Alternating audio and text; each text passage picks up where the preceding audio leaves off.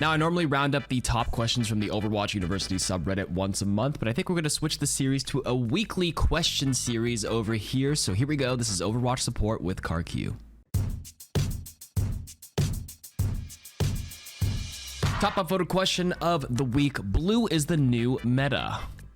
Some Mercy in my game kept repeating, blue is the new meta. She only blue beamed the entire game, bracket, which I stayed for 1.5 rounds, but left after someone else did and penalty ended, close bracket. I asked her to heal, nicely, lol, and she just said, trust the process. What is this? Philadelphia 76ers? She had 140 heals at the point I left. We got crushed. Other team got on me for saying she was throwing, bracket. I literally said, Mercy throwing, not healing, please report. But is that not? Am I missing something? Is this some joke from Reddit or was this just a troll? Yeah, I would say it's a troll. It's a little bit of a meme probably on their end, but I think you're okay in your line of thinking where, you know, she is definitely throwing. It is very troll to fully commit onto like the whole like idea of blue as a new meta. While damage boosting is a very strong and effective playstyle, the best way to play the game is to do what brings the most value to your team at any point in the game. And while there is times to be damage boosting, like perma blue beaming the entire game probably to their other duo is a little bit of a troll. It's probably just a little bit of a bait as well, but you should be healing a little bit as Mercy, healing your pocket as well, and also healing other players on your team as needed, especially your other support. But you said they had 140 healing at the end of it. That's actually self-healing. If you didn't know, self-healing, if you take a little bit of damage as a support and you know how the support passive kicks in a little bit, that will add to your scoreboard. So that 140 was probably from Mercy's own healing. So they're blue beaming the entire game. It's probably some silly challenge, or yeah, they were trolling. And if this was a ranked game, even more of a troll. But you did say you left, so it's a quick play. They're definitely just trolling. So I understand why you think that was the case. You're not missing anything, and yeah, it's not actually the new meta. Next top question is there any reason to not use both of Mauga's guns at the same time? I've been trying him out, as you know. And as you know, you can shoot one gun or the other or both guns at the same time. From what I've experienced so far, it seems to make the most sense to always be shooting both guns at the same time at all times. Is that right to assume? Or is there ever any reason to only shoot one at a time and alternate? I know he just came out and no one is a pro with him yet, but what do you think? Okay, so Mauga's guns operate a little interestingly. The one that sets people on fire is one gun, and the one that deals damage, double damage if they're on fire, is the other gun. They both actually deal 5 damage per bullet, but the one on the right will deal 10 damage per bullet if they're set on fire from the other. When you fire both guns, you say it's better to shoot both. It's not actually correct. If you fire both guns, your spread goes from this to this. It goes from a lowercase o to a capital O if you fire both. On top of that, when you fire both guns, you also get a movement speed penalty. So for each gun you fire, you get a 15% movement penalty, so you're only moving at 85% speed if you fire one. If you fire another one, you're only moving at 70% speed, right? 15 each, you're only moving at 30. You're 30% slower when you fire both. If you fire one, you're a little bit quicker, so that's one scenario. The second scenario is the spread. When you just fire one gun at a time, it's a small O. If you fire both, it's a big O. So the TLDR is that if you're past, I don't know what the mathematical sweet spot is. We could probably get a little nerdy and crunch the numbers for like optimal distances, but it also depends on the enemy hero hitbox as well. But generally speaking, when you're, I would say more than 10 meters away or 15 meters away, you just fire one gun to set them on fire and then just fire the other one individually to just do the double crit damage while they're burning. Up close though, you can absolutely fire both for higher DPS because the spread means like more of the bullets that are flying everywhere will hit the hitbox, especially the tank up close. Oh, a tip to figure out what 10 meters means in the game is like you ping the target you're shooting and you can actually see the distance between you and the target right above their head the moment you ping.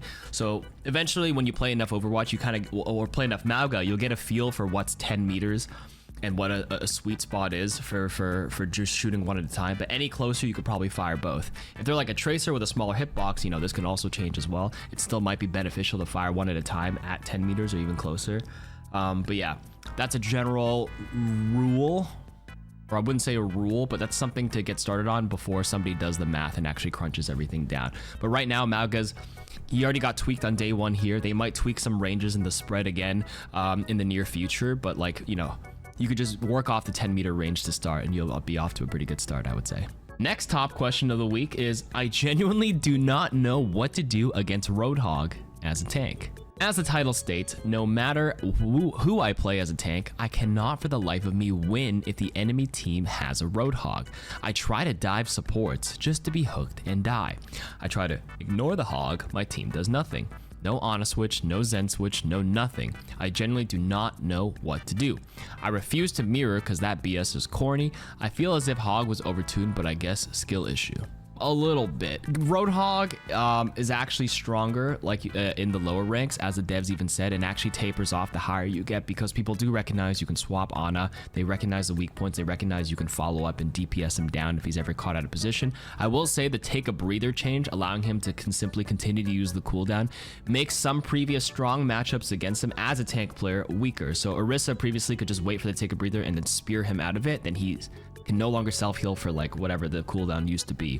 But now that Orisa matchup's a lot harder because once you spear him, he just says okay and he just keeps drinking again anyways. So that one's a bit tougher, and you refuse to mirror. So I think the best tank matchup at this current time may be D.Va. You know, D.Va to just matrix anybody who gets hooked. It's not necessarily you have to 1v1 the Hog. Hog is a very strong 1v1er in that specific case, but you can mitigate a lot of his value by just simply matrixing whoever he hooks. And even if you do get hooked, you might take one blast to the face, but you can matrix the next couple of shots and then fly away to create some distance. The second one would be Zarya. You can bubble anybody who gets hooked. You always save a bubble for that, and you can pretty much stay high energy the whole game and just DPS him down, so he's forced to just constantly drink, allowing you to farm very, very fast graviton surges.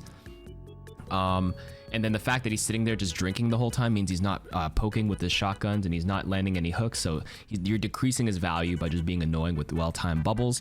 And of course, it snowballs Zarya. Zarya is a very feast or famine hero. If you're a high energy, you can just go crazy with it. And again, the fast grabs, very game-changing. The third option, what did I say? It might be Junker Queen, at least in a vacuum, at least in the matchups I played against Hog. As a good Junker Queen, like you can't run in a straight line. Hog is he's dependent on hitting that hook initially to kind of like get some well-timed shots, but as long as you're having good strafing movements, Junker Queen's hitbox with her base movement speed, especially when she pops the commanding shout, makes it very hard to hit. Good Junker Queens who like strafe and juke like this, the hitbox itself, like compared to someone like Mauga or Roadhog, where they're nice and big and easy to land bullets, that plays to Queen's advantage, which allows you to mitigate a lot of Hog's poke, and then you just lifesteal a ton off of him with a good knife. And if you do get hooked in, just simply Carnage Axe right away, keep healing. He has a big body for you to consistently hit your scatter shotguns on him, and of course your ultimate is the entire anti, which does shut down Roadhog once you build it. So those three are some options as a tank, but generally speaking, if you do play other matchups, like, you have to understand Roadhog's strength is like a very close range brawler. So if you're going up to his face to challenge him 1v1, that's not going to play in your favor for most of the tanks. Like as Winston, you don't dive into the Roadhog. You know what I mean? Also, I think Mauga matchup does play pretty well. Mauga's a little overtuned right now, in my opinion, and he does farm Roadhog pretty well. Even though Roadhog can hook him, the armor on Mauga allows him to tank. He can just lifesteal a lot of the damage back after the hook combo. And you can pretty much stay alive the whole time as well. Wouldn't say it's a counter, but you can at least survive against the Roadhog. Next question, do I drop Widowmaker? Every time I play comp, everyone tells me to switch off Widowmaker, and it's pretty disheartening. I think she's really satisfying to play, as she's most similar to my main in Valorant, which is Chamber, which is the main FPS I play. I started playing the game pretty recently, unless you count the times I played on my friend's Xbox back in middle school on occasion. When I did play on Xbox, I was very much a support main, Brig and Zen, but I got bored of that and I wanted to try DPS. I don't really care too much about my rank, but it's more of a lot more, I guess, compelling than just grinding quick play. When I do play quick play, I do find enough. I average about 20 kills, and in comp, not as well, but not a drastic difference. I don't know. I see it as we all start somewhere, but it's really annoying to hear switch off Widow every game. You don't have to drop Widowmaker. Widowmaker is a very player-dependent hero. If in fact, I think she's the most player-dependent hero. Her viability totally depends on the player and the angles that she takes. I've seen some platinum diamond Widowmakers probably have better aim than me, but they become a little too predictable, and that's what actually holds them back a little bit, in my opinion. My aim isn't the greatest, but I'm able to hit, you know, high ranks in this game by just simply, you know, putting yourself in the other enemy team's shoes. Especially if they don't have anybody that can jump you. I think Widow's biggest weakness right now is another player who is playing Widow who is basically a better sniper than you, or they have someone who can reach you and one clip you, or like reach you with one dive, like a good Winston, a good Ball, a good Doom, a good Diva, a good Sombra right now who can get onto you because you're too predictable. That's what holds you back, in my opinion. You don't have to drop Widowmaker, but you have to understand her strengths and weaknesses. If they have dive heroes and they're actually converting kills onto you and you're losing a lot of value, it'll be beneficial for you to swap. However, Widow does have the threat of always just one-shotting someone, just taking someone out of the fight immediately as well. So it just really depends on you. If you don't swap, at the end of the day, that is your choice in comp. It can be a little annoying, but Widows can also be super deadly. They're really hit or miss every time I see one. I'm like, oh my god, a Widow. It feels very threatening. The space that she creates by simply existing is always a threat for enemies peeking sight lines. I also think Widow's a very like day-by-day mood-based hero. Some days you just feel like your aim is on, and some days you just feel like you're whiffing everything.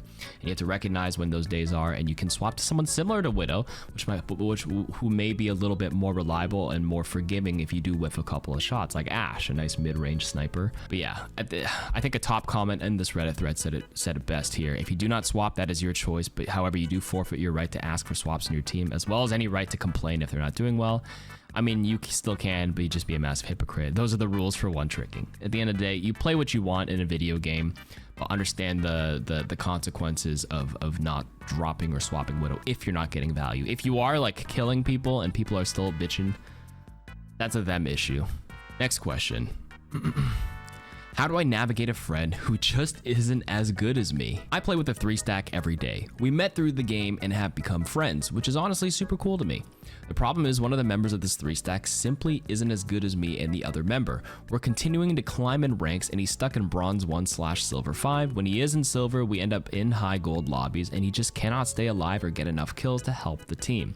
Every time we play comp, we lose and it's painful. I've only been able to climb myself by playing with the third member when our silver 5 friend isn't online. And to be humble, I know I'm not great either. I'm not high enough to use the 2-tier rank matchmaking as an excuse. And as a side note, he's honestly starting to irritate me. He always seems to have a backhanded comment about my gameplay when I make a mistake, which is ironic.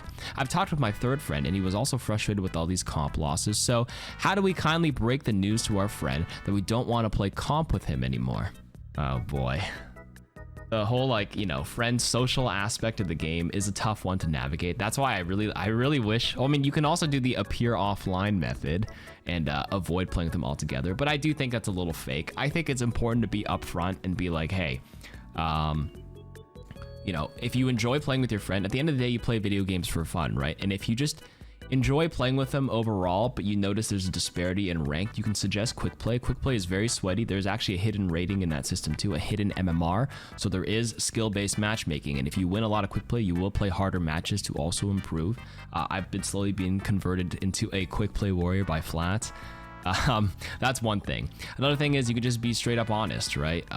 Just be like, hey, like, no, we're trying to get really serious on ranked. Like, would you be down to, let's review our games and like try to improve together? And you can make it about a group improvement thing. And if he's taking it more seriously, it will not sting as much, and you can work on your mistakes together, right?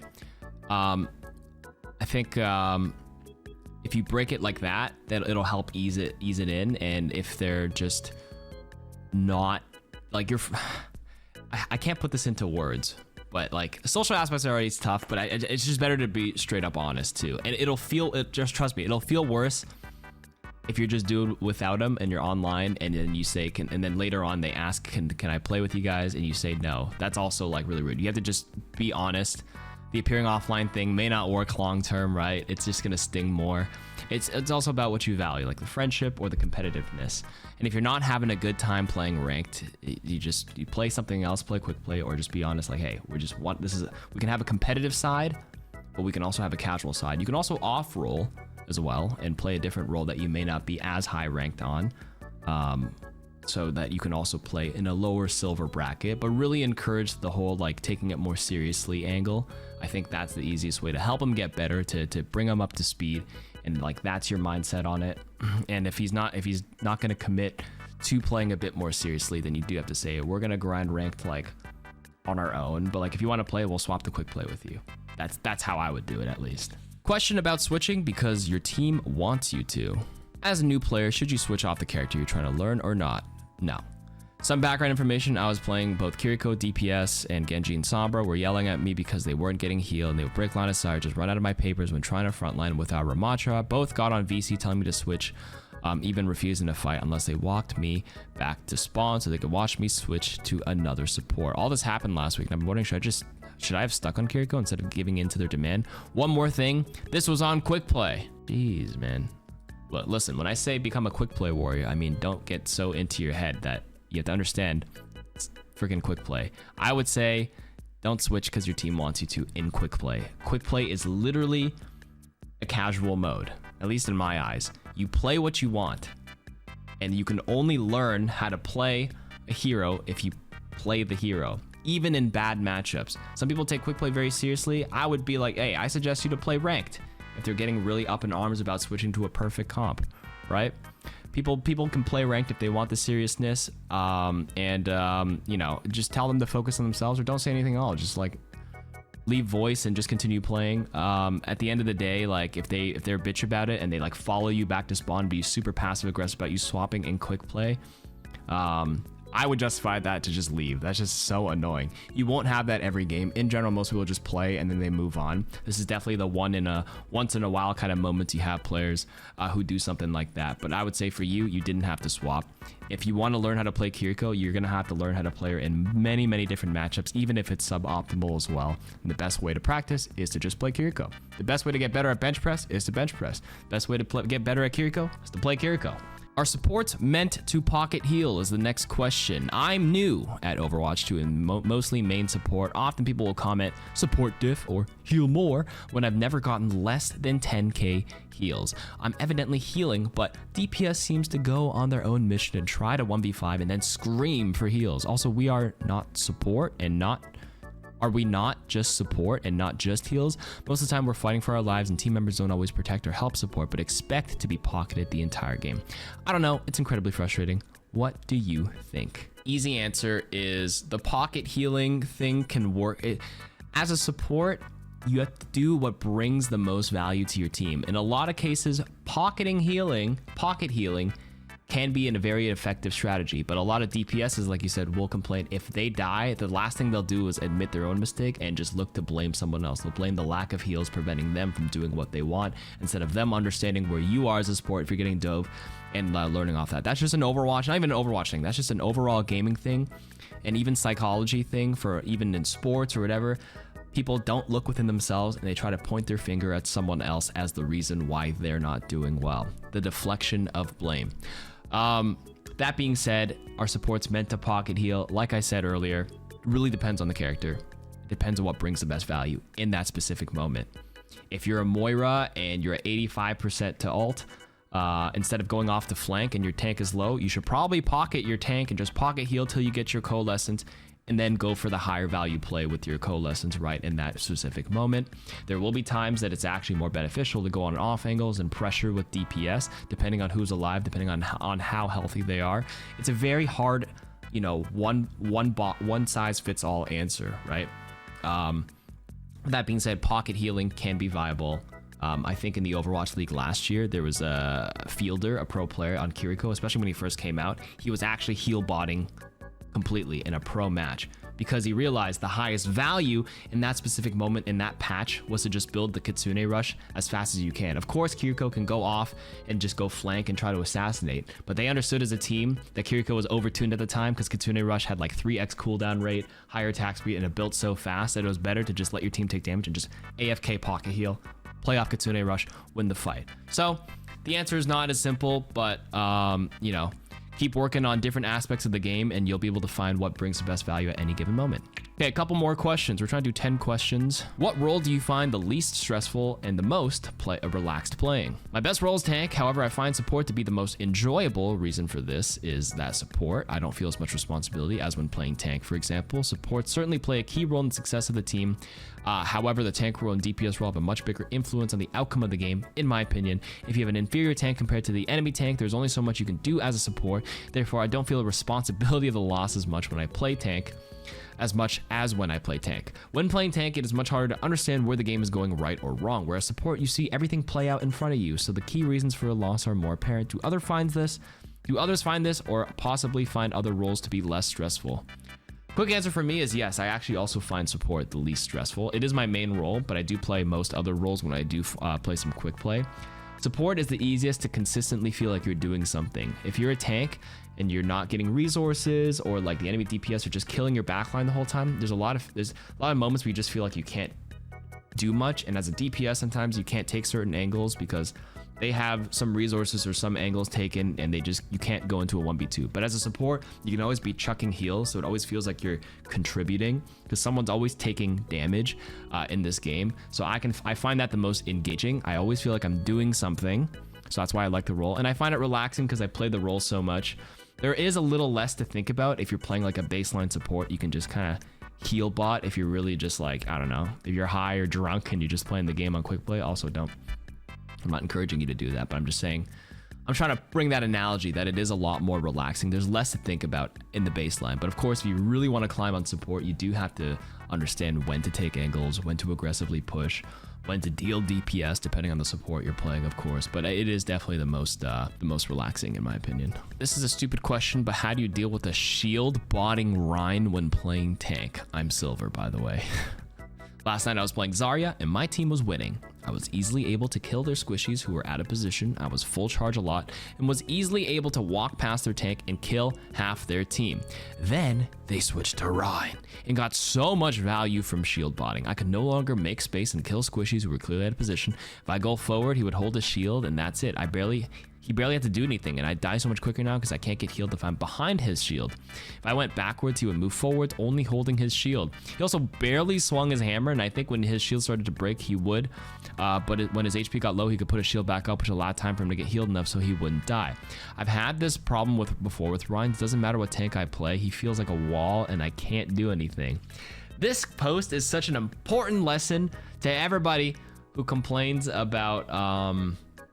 it's an important lesson on how the perception of the game changes in so many different ways at different skill ratings. In fact, you'd get flamed as a Reinhardt if you only held your shield and never swung it at all times. But that's actually how you play Rein a lot of times. You can't get close enough for you to effectively swing your hammer, so you actually hold your shield. But a lot of bad Reins will just do the thing where the Rein thing where they just do one of these, or they just fucking swing for no reason randomly while they're waiting behind cover, or even if they're supposed to shield, they just randomly swing at nothing. But anyways, the shield botting Rein when you're playing tank, Zarya is traditionally a little hard to burst through if you're not high energy from the Reinhardt, from other heroes shooting you. Rein is good enough to not give you any ult charge, energy, as long as he's not fire striking randomly. So Zarya is actually one of the harder matchups, I would say. An easy swap is Orisa, because the Rein can't swing at you, and you can actually pressure his shield a lot easier. The biggest way to beat a shield botting Rein is to simply break his shield. Now it sounds simple, but you can contribute to that by playing heroes like Orisa. You could play Ramattra and just punch him the whole time because he can't block that kind of damage. And if he's not swinging his hammer, that's the easiest way to remove that value. If you're an adamant one trick on Zarya, you do just have to wait for the opportunity. You just keep lasering his shield, pressure it. You don't have to walk past it and go for the squishy, especially if they're really far. Zarya is limited by range, but so is Reinhardt, right? Understand Rein's weaknesses is also range as well. So long range poke, you can also play Sig and just keep your distance from him. As long as the Rein isn't sped up and comes into you, and you hold that distance, just constantly pressure that damn shield down. And then once he's there, he's a lot more vulnerable, and that's the best way to beat him. Okay, last question. Top 10 questions. If you are being countered and your ability to get value with your hero is considerably deterred, should you switch? I would say yes, but let me read the question anyways. I like to play Tracer and Sombra as their playstyle is the most enjoyable to me, but sometimes they do not fit the team composition and I'm not performing as well as I normally do. Should I switch to a better suited hero for the team comp or learn how to play against my counters as Tracer and Sombra? Actually, I said yes at first, but the answer to that really depends on what you're trying to do and what what role you're playing. If you're playing ranked and you just care about the climbing, specifically climbing the next tier, in those specific situations, it may be more beneficial for you to swap to something that can immediately help you win that specific game. But in general, for your own overall skill and learning experience, I would say grinding your character out and learning bad matchups as well is a good way to improve as a player as a whole, and especially on that character. You're not going to be typically doing both things at once. You can learn bad matchups by maybe in quick play, so there's less on the line. But in ranked, a lot of people do play ranked just for that specific climbing to the next tier or whatever, and that's why hero swapping is more encouraged in ranked, but less so in quick play. Play whatever you want in quick play. But honestly, if you're enjoying it, I will say Sombra a little bit more. It's harder to get value on Sombra if they do have things that can chase you down because of the translocator change. But I actually think Tracer is a hero, especially at the high ranks, is just a one-size-fits-all. She can be squeezed into flexed onto almost any composition, believe it or not. Maybe less on Brawl, but even on Poke or especially Dive, she's very good at, of course. But Poke, you can squeeze her in, and even arguably on Brawl, because Tracer actually does her own thing. She takes specific side angles and applies pressure on a completely different line, and she's very independent of the team. And you can kind of force her in a lot of cases. That's what a lot of pros do. There's so many Tracer one tricks because she's a high skill capped hero at 150 HP, a little vulnerable, but with good movement and good tracking. You can always find value. You can always pull someone and immediately take someone out, and that's why she's a very good hero. Okay, that is all for the Reddit questions of the week. We'll do this every week. Hope you enjoyed. See you next week.